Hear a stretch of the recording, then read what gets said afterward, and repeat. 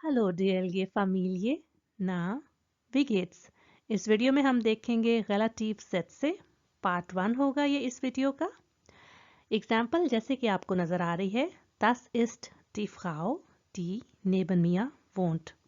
हम देखेंगे कि किस तरह से हम relative सेट से बनाते हैं और इनका मतलब क्या होता है इस वीडियो में। सो los geht's। थोड़ी सी बात हो जाए इस वीडियो की आउटलाइन की। सबसे पहले हम देखेंगे कि relative सच होता क्या है। उसके बाद हम देखेंगे relative प्रोनोमन का टेबल, कुछ एग्जांपल्स होंगी आपके लिए और एंड में एक शॉर्ट एक्सरसाइज। ये एग्जांपल जो कि हमने वीडियो के स्टार्ट में भी देखी थी, das ist die Frau die neben mir wohnt।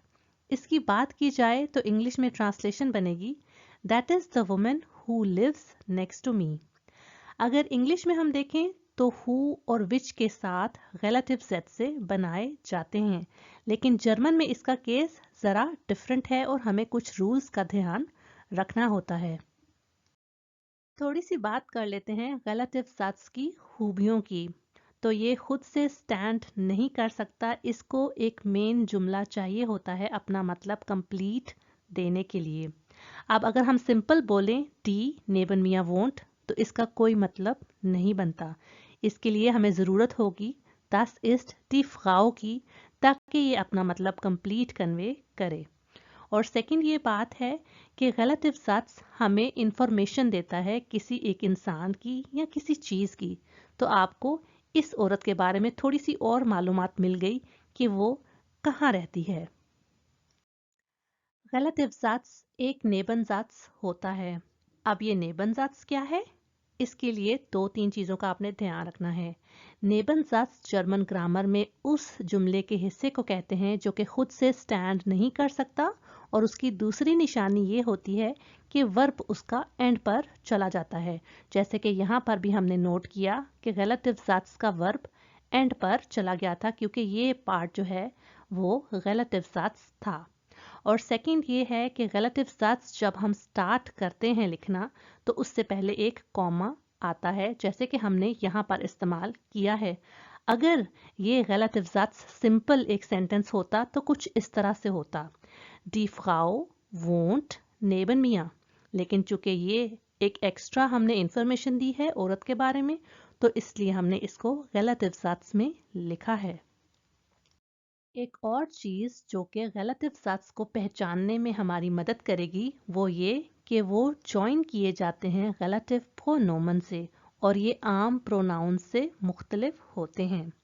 और ये relative प्रोनोमन चेंज हो जाते हैं नाउन के जेंडर और वो किस केस में है उसके अकॉर्डिंगली। अब आप सोच रहे होंगे कि क्या इसका भी कोई टेबल है? तो बिल्कुल, relative प्रोनोमन का एक टेबल होता है जर्मन ग्रामर में, जो कि हम अभी देखने लगे हैं। इस तरह का होता है जी relative प्रोनोमन का टेबल। यहाँ पर खासूस है, केसेस लिखे हुए हैं, और यहाँ पर नाउन्स के मुख्तलिफ जेंडर्स जो कि 3 होते हैं, और यहाँ एंड में हम प्लूरल नोमन की बात करेंगे। तो नॉमिनेटिव मस्कुलिन के लिए हम relative प्रोनोमन der यूज करेंगे, फेमिनिन के लिए डी, और न्यूट्रल के लिए das, और प्लूरल के लिए डी। उसके बाद है जी den, डी, das, डी। इसको आपको देख के कुछ याद आ रहा है कि किस टेबल से मिलते जुलते हैं? अगर हाँ तो मुझे कमेंट सेक्शन में बताइएगा। उसके बाद दाटिव में है जी dem, der, dem, denen, और गेनेटिव में है dessen, deren, dessen और deren। आप करना आपने ये है कि आपने इस टेबल को बाय हार्ट याद कर लेना है, ताकि आप relative सेट से ना सिर्फ बना पाएं बल्कि अगर लेसन में उनको पढ़ें तो उनको पहचान भी पाएं। इस वीडियो में हम सिर्फ नॉमिनेटिव की एग्जाम्पल्स को डील करेंगे। एक तो ये कि वीडियो काफ़ी लेंथी हो सकती है अगर इन सबको डील किया जाता, और सेकंड ये कि कंफ्यूजन भी हो सकती थी। तो अब हम वन बाय वन इन तीनों की एग्जाम्पल्स देख लेते हैं। सबसे पहले हम मास्कुलिन की एक एग्जाम्पल देख लेते हैं जो कि आप यूज़ कर सकते हैं अपनी स्प्रेशन को इम्प्रूव करने के लिए भी। ये है Da kommt der Schüler, der gut Deutsch spricht। वो आ रहा है स्टूडेंट जो कि अच्छी जर्मन बोलता है। छोटी सी यहाँ पर आपको एक टिप देती चलूँ, यहाँ पर अगर आप मुख्तलिफ किस्म के नाउन्स इस्तेमाल करें और यहाँ पर मुख्तलिफ एडजेक्टिव्स इस्तेमाल करें तो आप बहुत से रिलेटिव ज़ेड से बना सकते हैं। अब हम देख लेते हैं एक और example. Der Mann, der vormittags in der Bibliothek arbeitet, ist sehr sympathisch. आपने नोट किया कि इस जुमले का स्ट्रक्चर ऊपर के जुमले से थोड़ा मुख्तलिफ है। वो किस तरह से? क्योंकि इसको हमने दो हिस्सों में तोड़ लिया है। क्योंकि जब हम रिलेटिव सत्स बनाते हैं तो जिस नाउन के बारे में हमने इंफॉर्मेशन देनी होती है उसके फौरन बाद रिलेटिव सत्स आना चाहिए, तो बाकी जुमले का हिस्सा फिर एंड में चला जाता है। क्योंकि अगर आप इसको काट भी दें तो ये सेंटेंस कंप्लीट है। Der Mann ist sehr sympathisch। आदमी बहुत अच्छा है, प्लेजेंट है, उसकी पर्सनालिटी बहुत नाइस है। सिंपैथिश का मतलब प्लेजेंट, लाइकेबल, वो शख्स जो कि अच्छा लगे। अब हमने थोड़ी सी डिटेल ऐड की है कि आदमी कौन है। Der vormittags in der Bibliothek arbeitet। arbeitet and में चला गया क्योंकि ये एक नेबनजात है और रिलेटिव साथ से एक नेबनजात भी होता है, जैसे कि हमने रूल्स में देखा है। तो जो कि पहले पहर में बिब्लियोथेक लाइब्रेरी में काम करता है वो बहुत लाइकेबल है।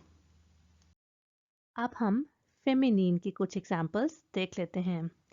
Ich kaufe immer Milch, die länger haltbar ist। मैं खरीदती हूँ हमेशा दूध जो कि ज़्यादा देर तक रखा जा सकता है। länger haltbar, long lasting। तो यहाँ पर डी इसलिए आया है क्योंकि मिल्श का जेंडर फेमिनिन है। सेकंड एग्जाम्पल है जी, die Studentin, die aus China kommt, ist immer pünktlich। Student जो कि चाइना से आई है हमेशा पंक्चुअल होती है।